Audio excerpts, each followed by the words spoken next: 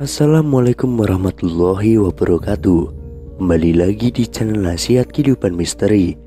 Pada video kali ini saya akan membahas tentang patung Buddha Borobudur ternyata Nabi Sulaiman.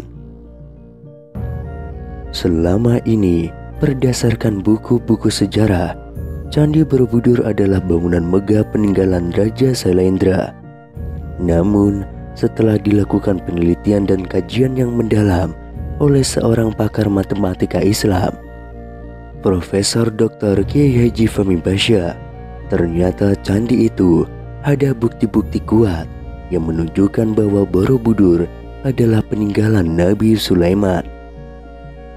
Berdasarkan referensi Al-Quran, Nabi Sulaiman alaihissalam adalah utusan Allah yang diberikan keistimewaan, yakni mampu menaklukkan seluruh makhluk ciptaan Allah termasuk angin, binatang, dan jin atas izin Allah. Namun Nabi Sulaiman diperkirakan hidup pada abad ke-8 sebelum Masehi atau sekitar 989 sampai 931 sebelum Masehi atau sekitar 3000 tahun yang lalu. Sedangkan Candi Borobudur seperti yang tertulis dalam berbagai buku sejarah nasional, didirikan oleh dinasti Sailendra di akhir abad ke-8 Masehi atau sekitar 1200 tahun yang lalu. Jadi, jika mengacu pada buku sejarah itu, rasanya tidak mungkin jika Borobudur itu peninggalan Sulaiman.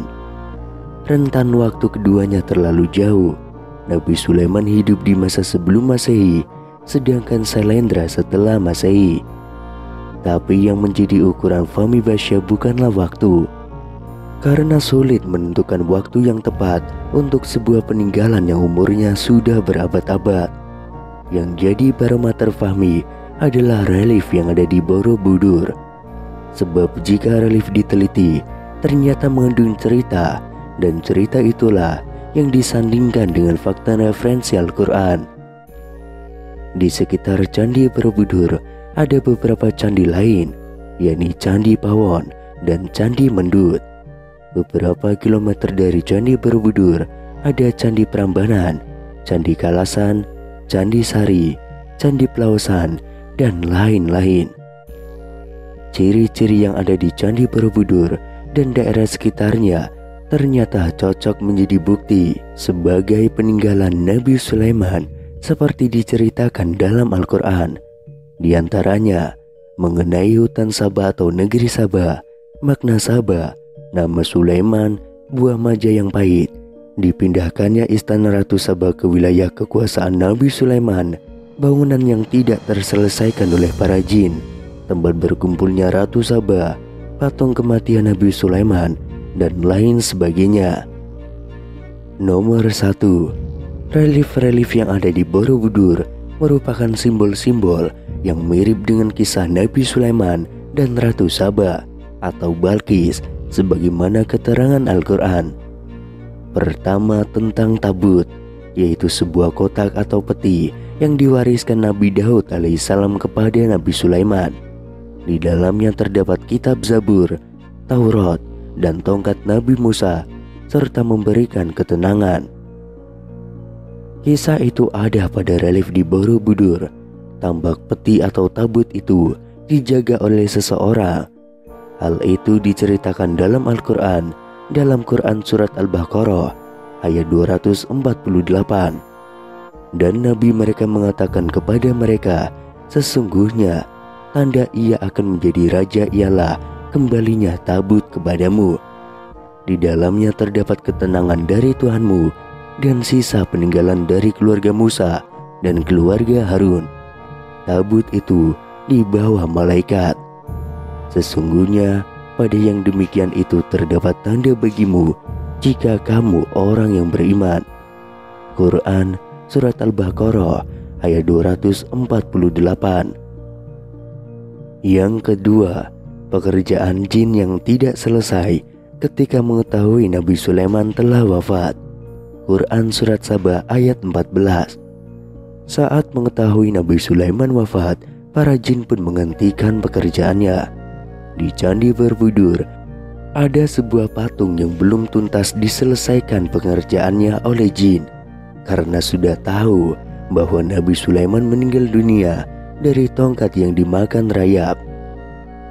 Yang ketiga, jin-jin diperintahkan membangun gedung yang tinggi dan membuat patung-patung. Quran Surat Saba ayat 13. Seperti diketahui, banyak patung Buddha di Candi Borobudur yang ternyata adalah menjadikan Nabi Sulaiman menjadi modelnya. Sedangkan gedung atau bangunan yang tinggi itu adalah Candi Prambanan. Kemudian yang keempat, Nabi Sulaiman berbicara dengan burung-burung dan hewan-hewan. Quran Surat An-Naml ayat 20-22. Di dalam relief Candi Borobudur juga ada sejumlah frame relief yang bermotifkan bunga dan burung. Terdapat pula sejumlah relief hewan lain seperti gajah, kuda, kambing, anjing, babi, monyet, dan yang lainnya. Kemudian yang kelima, kisah Ratu Saba dan rakyatnya yang menyembah matahari dan bersujud kepada sesama manusia. Quran Surat An-Naml ayat 22. Saba artinya tempat berkumpul atau berkumpul. Ungkapan burung hutut tentang Saba karena burung tidak mengetahui nama daerah itu. Tempat berkumpulnya manusia itu adalah Candi Ratu Boko yang terletak sekitar 35 km dari Candi Borobudur. Jarak ini juga memungkinkan burung hutut untuk menempuh perjalanan dalam sekali terbang. Yang keenam, Saba ada di Indonesia, yakni Wonosobo. Dalam Al-Quran, wilayah Saba ditumbuhi pohon yang sangat banyak. Quran Surat Saba ayat 15.